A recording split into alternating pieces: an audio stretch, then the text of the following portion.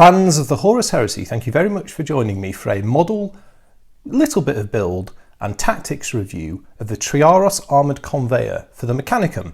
And this particular Triaros Armoured Conveyor is a unique Leakycheese pattern. So in this video I'm going to talk a bit about the model. This isn't actually a kit review of Forge World's Triaros model. This is actually a kit review of a modified Karacnos Armoured Assault Tank. I will leave links to my build and other reviews around that where I deal with the actual kit. I'm not going to deal with the kit quality and all that yada here, as it's already been dealt with. What I am going to talk about in this review from the point of view of the model is how I approached doing some conversion work on this to turn my Karacnos into a 2-in-1 so it can also be a Triaros. That's the plan. Right, so the Triaros Armoured Conveyor is a Mechanicum's dedicated transport vehicle. So it's a significant vehicle. It's a big vehicle. Its nearest comparator probably on the battlefield is something along the lines of a Spartan or perhaps the Dracosan armoured transport from the Solar Auxiliary. You need to ferry your servants of the Omnissiah around in comfort. This is a vehicle. So let's start by having a look. So the first thing with using a Karacnos to do a Triaros conversion is it has a slightly different design at the front. The Triaros has a protruding prow that extends out here, so it's a bit like a mirror of the shock ram assembly, whereas the Karacnos has this smooth profile here. So I don't really think there's no real difference from the point of view of the overall model. It's just a slightly different aesthetic. Unique features to this, well, the Triaros is armed with 2 Volkite Sentinels, one on either side of a front hull, and we can see these here. And a Volkite Sentinel is a Volkite charger equipped with its own cogitator brain, allowing it to fire independently. So in effect, it's like each has its own machine spirit. And they provide, in effect, point defense firepower. The main firepower on this vehicle comes from this weapon mounted up top, which is a twin-link Mauler bolt cannon. So all of these are magnetized onto the Karacnos hull, and let's take them off to show you how I did this. Or just to summarize it, I've got a how-to video on the magnetization, so there'll be a link in the description to that. So the way I did this is I drilled holes into the side of the Karacnos, one on each side for the Sentinel, and then I drilled one into the upper hull for the Mauler bolt cannon, and then I mounted corresponding magnets in the Volkite Sentinels. And I left those a little bit proud, as you can see, and that's just to keep clear of these rivets because it's a slightly different front design to the Triaros. With the Mauler bolt cannon, so there's a 2x1, these are all 2x1 N52 magnets. For a bit of extra strength, I dropped a big old, I think this is a 4x1 magnet, or maybe a 5x1 magnet, 4x1 actually, into that, and then that just slaps on like that. It can rotate all the way around. So yeah, very nice.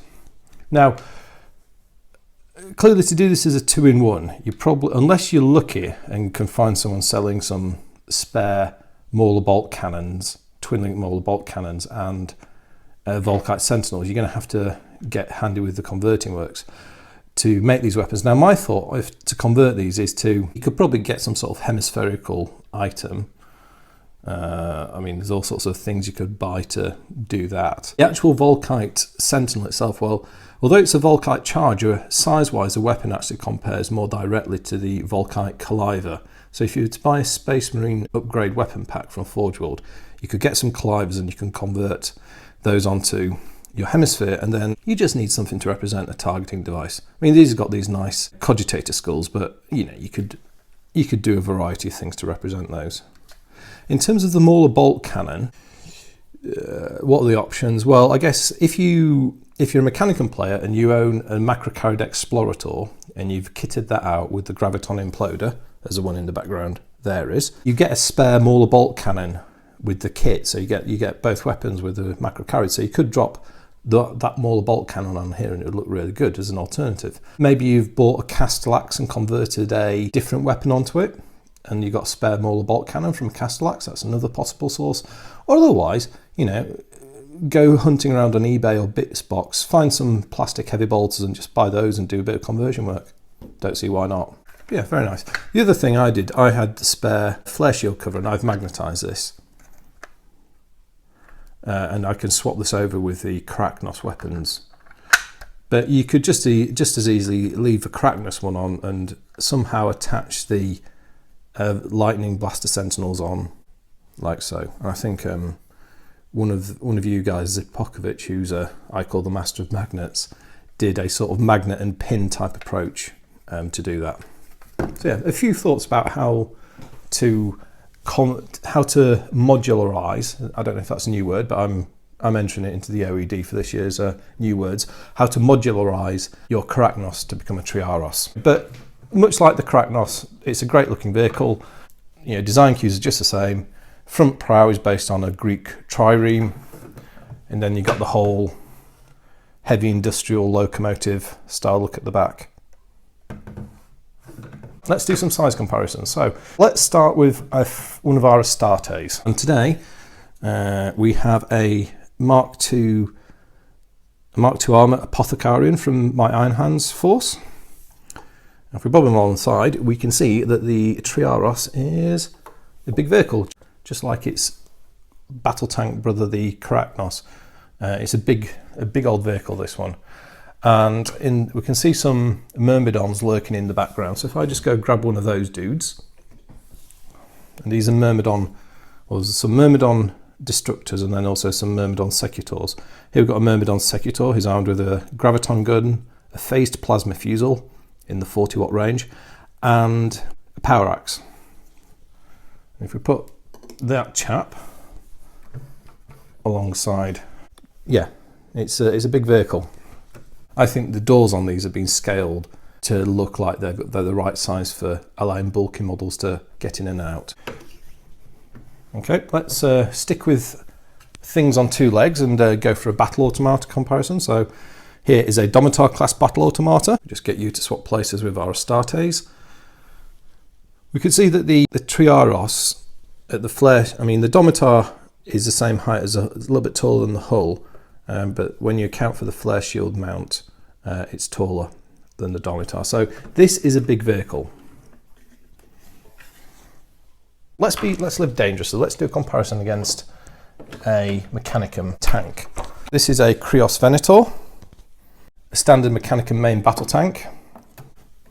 And if we put it alongside, we can see the Triaros is larger in all dimensions. It's wider, it's taller, and it most definitely is longer. And if we do our little end-to-end comparison, the Triaros is probably around a third longer. No, probably more like half as long again when you account for the shock ram as well. So yeah, it's a big vehicle. If we then just grab the Macrocarrid, so this is a Land Raider sized vehicle for the Mechanicum, then, well, it's somewhat different with the Macrocarrid. The Macrocarrid is very wide. So the Macrocarrid is a much wider vehicle than the Triaros. However, when it comes to height and again length, the Triaros is quite a bit bigger. It's probably about 20% longer than the Macrocarrid. And the reason it's a large vehicle is it's got a big troop capacity. Let's do some quick comparisons now against Marine Legion vehicles. So Demos Pattern Rhino, quite small by comparison, so similar width. By the time you've accounted for the Demos's wide exhausts, it's actually probably about the same width. Rhino's only about half the length of the Triaros. So yeah, again, we're just emphasising the fact that this is a big vehicle. And let's go to sort of the equivalent vehicle for the Marines in terms of their more armoured and armed dedicated transport, the Land Raider. The Land Raider is a wider vehicle. It's as tall as the body, although the flare shield mount still takes a Triaros to be taller. But lengthwise, the Triaros, these are end to end, so the Triaros is probably about 20% longer than the Land Raider. So yeah, big. Probably about the same length as a Spartan, I would estimate, although not going to be nowhere near as wide. Let's talk about the rules for this tank. So the source for my rules is the Mechanicum Tag Matter Armour List. That's a red book. Right, the Triaros Armoured Conveyor is a dedicated transport choice. It costs 135 points, and its stats are Ballistic Skill 4, Front Armour 14, Side and Rear Armour is 12, and Hull Points is 4. So it's up there with the Land Raider in terms of its structure. However, its armour is weaker on the sides and rear, considerably weaker on the sides and rear than a Land Raider. It's a vehicle tank transport. Obviously, it's a dedicated transport. You get them as single vehicles attached to squads. And it has, in terms of war gear, it has one twin-linked Mauler bolt cannon, a flare shield, a shock ram, a searchlight, and 2 Volkite Sentinels. Special rules is a galvanic traction drive. The transport capacity is 20 models, has no 5 points, and access points is 2, 1 on each side of a hull. This one and that one. It is not an assault vehicle. Weapon options are extra armour at 5 points. You can have 2 hunter killers at 5 points each, smoke launchers at 5, and blessed auto simulacra for 5 points as well. So, as this is a dedicated transport, it's probably worth considering the extra armour and smoke launchers, blessed auto simulacra as well, and then depending on your supporting firepower, you may want to add those hunter killers if you feel that you need that extra bit of punch. But decent weapon options. Let's go through the special rules. Galvanic traction drive means you have to re-roll failed dangerous terrain tests, so it's not going to get stuck very easily. The Volkite Sentinels is a pintle mounted weapon, so if it's saying pintle mounted, it is in effect saying they've got a 360-degree fire arc around the vehicle, which is a little bit odd given how they're positioned, but that's how the rules will read. These can be fired in addition to any other weapons the vehicle is carrying without penalty and may target units separately from the vehicle's main weapons. So in other words, these are independently tracking point defense weapons, and they're like having they each has their own independent machine spirit. So at normal speed, you can keep up fire with all 3 weapon systems at full ballistic skill. So that's not bad actually when you consider what it's packing. I mean, a Mauler bolt cannon, very effective against Marines, pretty effective against other automata as well. Anti-air at a pinch. And then these guys are useful, decent firepower against Marines, Solar Auxilia, and a variety of softer Mechanicum targets as well. So it's decently armed. Right, the shock ram. So this is where we kind of get onto some of the slightly crazier and thematic uses of this vehicle. So the shock ram, so this is where you got the basis around the Greek triremes. So triremes had a ram, and that was part of their mode of warfare, was to ram enemy vessels and smash them to bits and then defeat them. And this is reflected in the shock ram rules. So any rams you make count as front armour 15, and that also counts if you get rammed. And you also roll once on the haywire table in addition to any other normal damage it causes. So that's quite neat as well. I mean, against vehicles, that's quite, not only do you have to worry about that whopping great armour 15 hit, you also get zapped on the haywire table. And if you make a tank shock attack, you inflict D6 strength 6 AP 5 hits before you resolve the tank shot. So it allows you to basically, gives you a chance at inflicting casualties on enemy troops before you actually have to deal with their, like their final defense. The other thing to note about shock ram is it doesn't count as a weapon, so you can't actually destroy it through a special damage result. It will always be functional. So in itself, it's a pretty capable light combat vehicle. It's not very long range because this is 24 and these are 15. However, with a front armour of 14 plus a flare shield, it's a tough cookie. And you have to contend with the fact that it's got a long thin profile, which limits the front arc of the flare shield, harder to keep it aligned with incoming fire. However, chances are this isn't going to be the number one target in terms of threat you're playing, so you can use it to your advantage. I mean, if you've got you're probably going to have other more deadly units that an enemy is going to focus on first. So that makes this thing a really tough cookie. It's as tough on the front as a Spartan with a flare shield at a fraction of the cost, less than half the points of a Spartan. I mean, a Spartan with a flare shield these days is about 340 points. So this is 135. So you can get 2.5 of these for one flare shielded Spartan. I wonder who would win that fight. Which Mechanicum units can use a Triaros? And there's 5 units that can select it. The first is a Tech Priest Auxilia, Myrmidon Destructors, an Ad Secularis Covenant, Talax Cyborgs, and then also the Myrmidon Destructors. Staple troop options of the Mechanicum can all take this, and looking at the unit sizes, they all fit quite nicely the capacity, because Myrmidons come in units of up to 10. They're bulky, you can get 10 Myrmidons in it, and that applies to Secutors and the Destructors equally. Choice. Tech Priest Auxilia, yeah, I mean, stick a Tech Priest in it with a load of dudes. You could give them some decent support weapons, or you could just put them in them to repair it. Use it as a cheap battle tank. Triaros Covenant, if you want to go really cheap, this is a good way of protecting them to get them in close, and Ad Secularis are great tar pit troops, good for objective capture as well. So yeah, I can see a benefit there. And then also Talax. Now, for me, I wouldn't bother buying this for the Talax. For me, you want to be doing one of two things with the Talax. You either want to be deploying them and exploiting their high manoeuvrability from the word go as skirmish troops using their jetpack rule, or you want to be using their deep strike capability. I mean, for me, the deep strike capability is how I use my Talax most of the time. Tying them to a Triaros robs them of that manoeuvrability. So for me, I wouldn't bother. And the fact that it doesn't have any fire points either means that you can't even, if you've got things like photon thrusters as support weapons, you can't shoot those out of it. So less useful for those guys. However, where I think this really shines is when it comes to transporting Myrmidons. And this is where you can really upset your opponent by having this guy dump 10 Myrmidons armed to the absolute teeth, as Myrmidons always are, close to your opponent. The lack of it being an assault vehicle, I don't really think matters in that instance, because a lot of Myrmidons are actually better at receiving charges than giving them out. And you can offset the limitation of some of the Myrmidons' weapons by using this to get them in. So, I mean, I've got these guys armed with graviton guns and a phase plasma fusils. Well, I'll be quite happy to drive this up, bob those guys out and unload with that firepower on whatever I want to kill. Enough firepower there to take out a Land Raider pretty reliably in one volley. You know, and there's a whole variety of weapon mixes with the Secutors that sit well with this. Likewise, with the Myrmidon Destructors, look at these guys. I mean, mine are all armed with Volkite culverins.